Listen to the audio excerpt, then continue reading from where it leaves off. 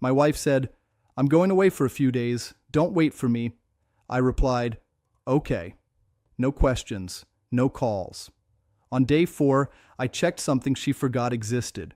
When I saw the name attached to her booking, I understood why she didn't want me to ask. Some secrets don't stay buried. They surface on their own when you stop looking and start seeing. Subscribe to Vows Stories right now, because what comes next is the part nobody talks about.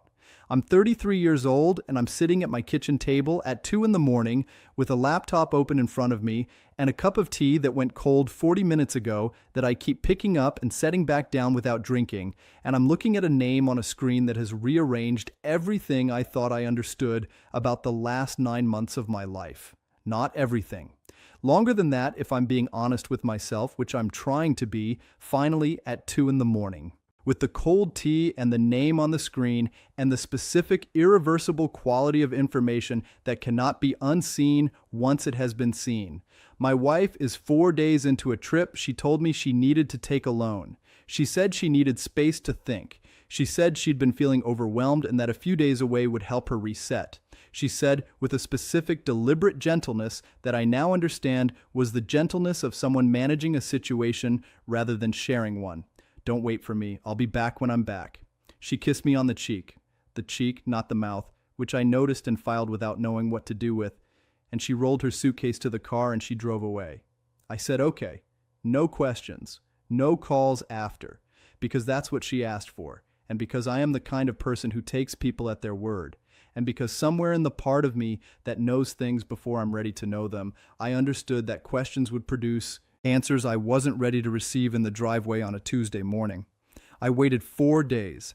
I didn't track her, didn't call, checked my phone with the particular discipline of someone who has decided not to do something and is holding to that decision through will rather than ease. I worked, I ate. I maintained the ordinary shape of daily life in a house that felt different when she wasn't in it, and not different in the way that comes from love and presence and missing someone, different in the way that comes from a silence that is too complete, a quiet that has the quality of relief rather than absence.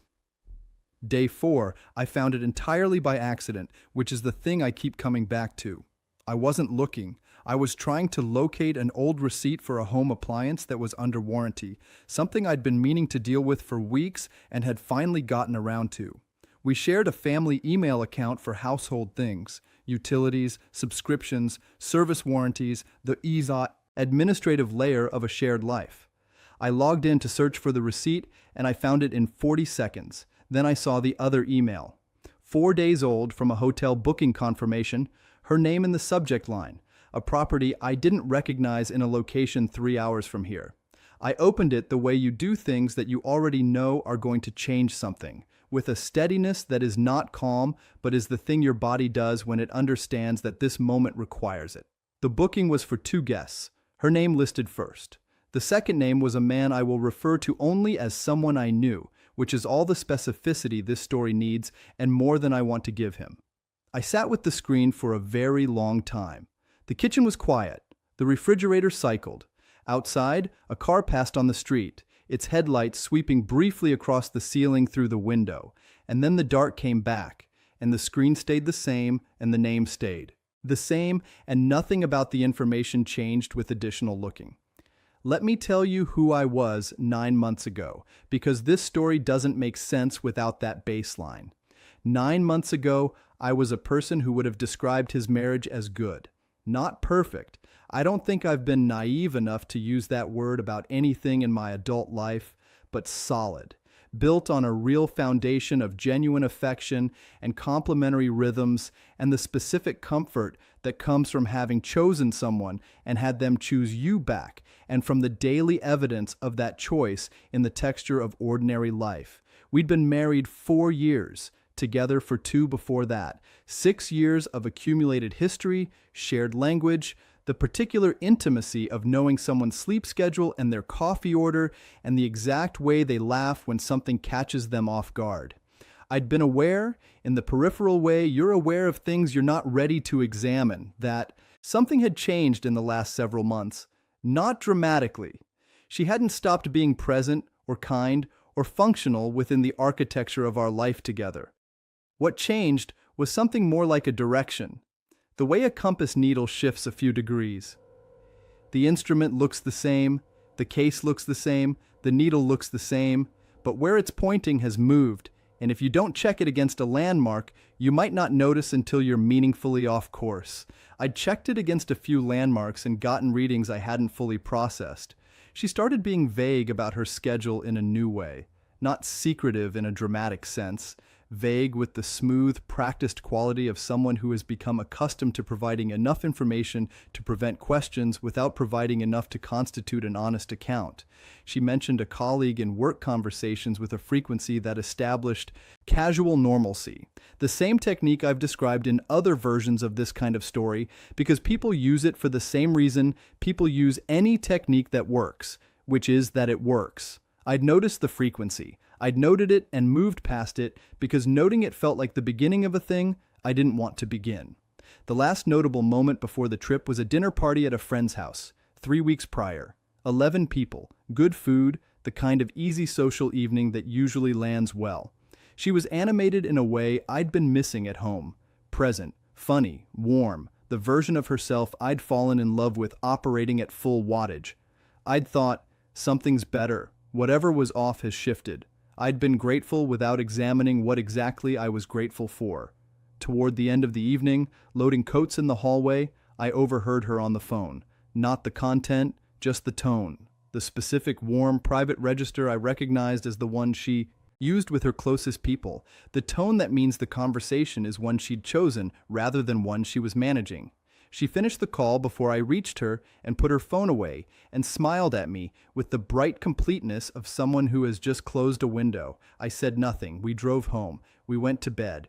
3 weeks later, she told me she was going away for a few days. Now it's 2 in the morning, and I'm looking at the name on the screen, and I'm building the complete picture from its constituent parts with the terrible clarity that arrives when you've been partially avoiding something for long enough that the full version lands with compounded force. Here is what I did not do. I did not close the laptop, did not minimize the window, did not pour the cold tea down the drain and go to bed and wait for her to come home and pretend I hadn't seen it. I have done versions of that in smaller situations throughout my life, and I know exactly what it costs, which is the ongoing price of living inside a lie that someone else is telling you, paid daily in the currency of your own discomfort. I took a screenshot. I noted the booking details, the property, the dates, the names, the confirmation number.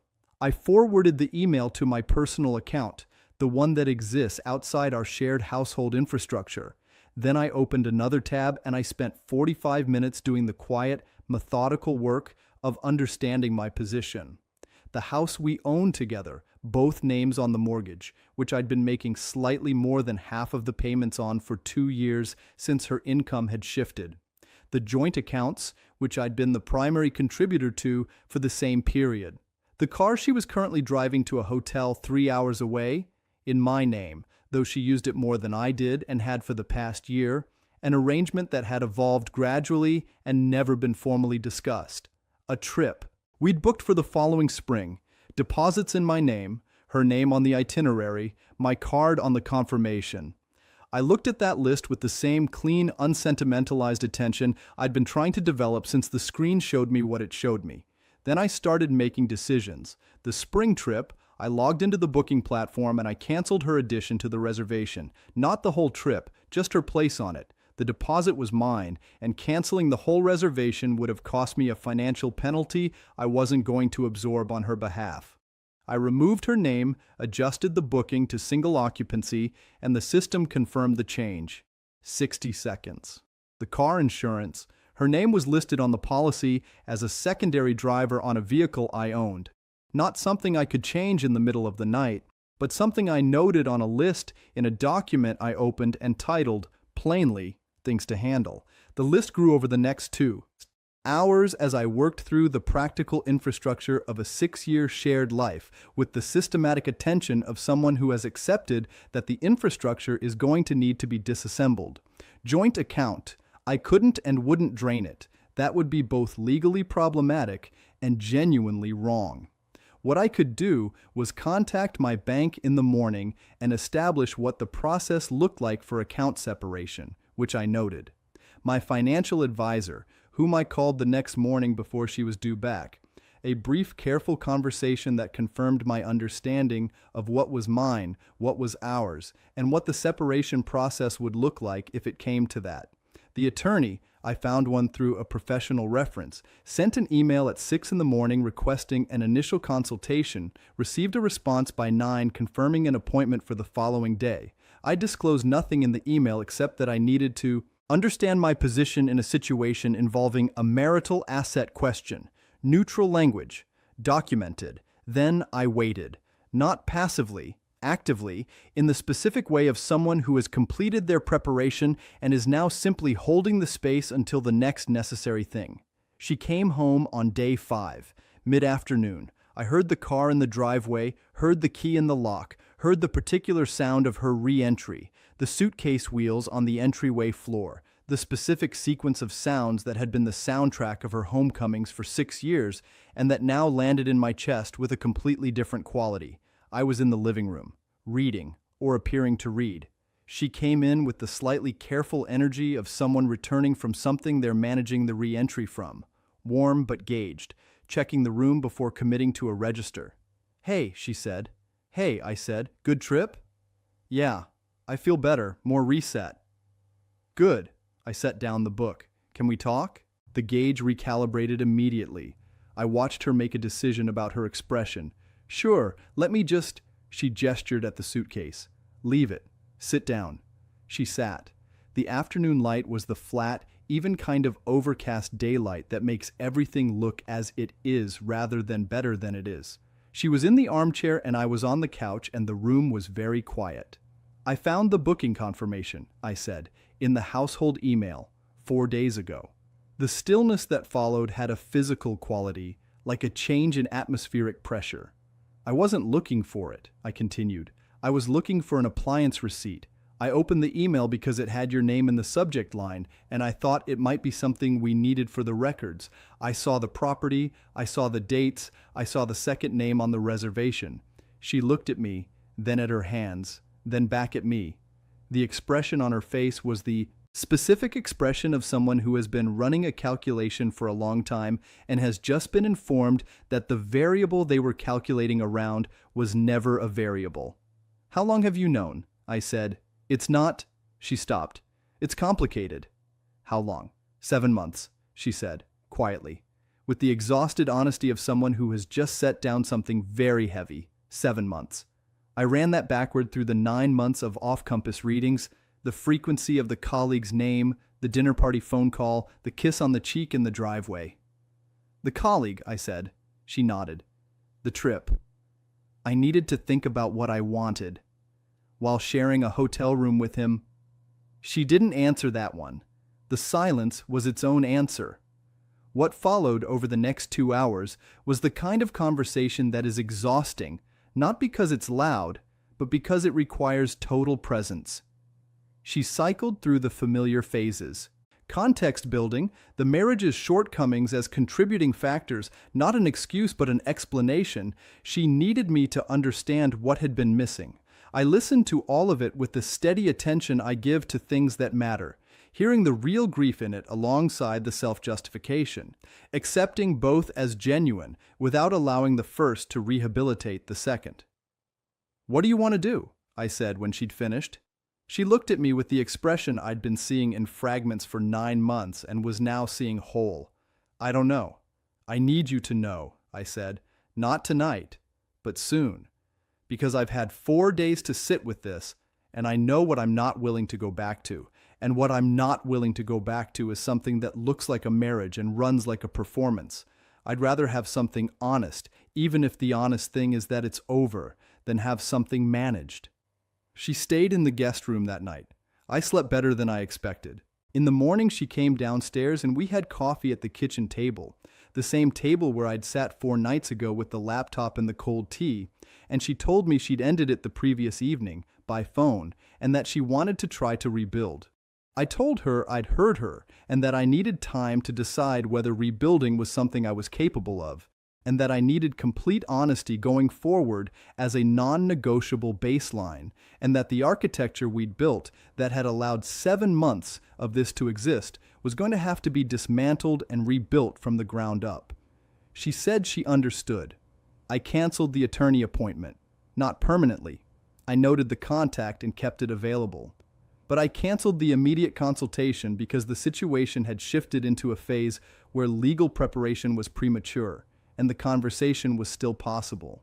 The spring trip I did not reinstate her on, not out of cruelty, out of the understanding that I needed the concrete evidence of my own agency in this situation, at least for a while. Something that was mine, that was visibly mine, unreservedly, without negotiation or management. She could come on the trip eventually, if we got to eventually. But the booking was mine, and it was going to stay mine. The car insurance I updated on a Tuesday morning 3 weeks later. Her name removed as a secondary driver. She got her own policy, her own coverage, her own documented relationship with the vehicle she used daily. A small thing, the right kind of small thing. We are, as of the time of this writing, in the specific uncertain territory that exists between a wound and a scar. Some days the honest effort is visible. Some days I look at her across the kitchen table and feel the geography of 7 months arranged behind my eyes like a map I didn't ask for and can't unfold. We're in what I'd call a conditional present. Present for now. Conditional on things that are still revealing themselves. I still have the screenshot. I haven't looked at it since the night I took it. I haven't deleted it either.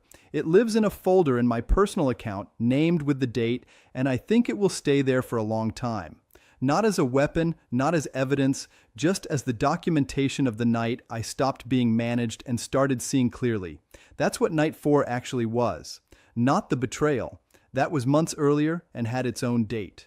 Night 4 was the night the information found me, and I had the presence of mind to look at it directly and then do something with what I saw.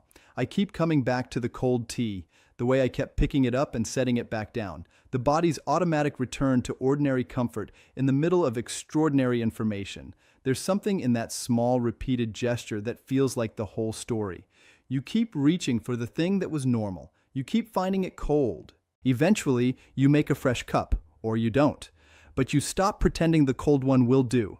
Here's what I need to know from you. Have you ever found out something you weren't looking for? Something that reordered everything you thought was stable? How did you handle the first hour? Tell me below because I think your answer matters more than you know. Edit. The comments are divided on whether I should have confronted her the night I found the booking versus waiting until she came home. Let me explain the decision precisely. Confronting her remotely, by phone, by text, while she was 3 hours away in a hotel, would have given her the ability to manage the conversation from a distance, to prepare, to construct the re-entry narrative on her own terms. By waiting until she was home, sitting in the same room, in the same light, I made sure the conversation happened without that buffer. She couldn't manage the room she was physically in. She couldn't manage my face. Some conversations require presence, to be honest, and this was one of them. The 4 days of waiting weren't passivity. They were preparation and positioning. There is a difference. Edit 2. Someone asked whether the attorney consultation would have changed anything if I'd kept it. Honestly, yes and no. What it would have changed is my information base, which is always worth having. What it wouldn't have changed is the conversation, because the conversation wasn't about legal strategy. It was about two people sitting in a room and deciding whether the thing between them was still real enough to do the work. The attorney's number is still in my phone. I think it will stay there for the same reason the screenshot stays in the folder. Not because I plan to use it, because knowing it's there reminds me that I have options. And having options is the difference between choosing to stay and being unable to leave. That difference matters more than anything else about where I am right now. If this story stayed with you after you finished reading, don't leave without dropping a comment. Tell me what you felt. Tell me what you would have done differently. I read every single one, and this thread is only getting more real from here.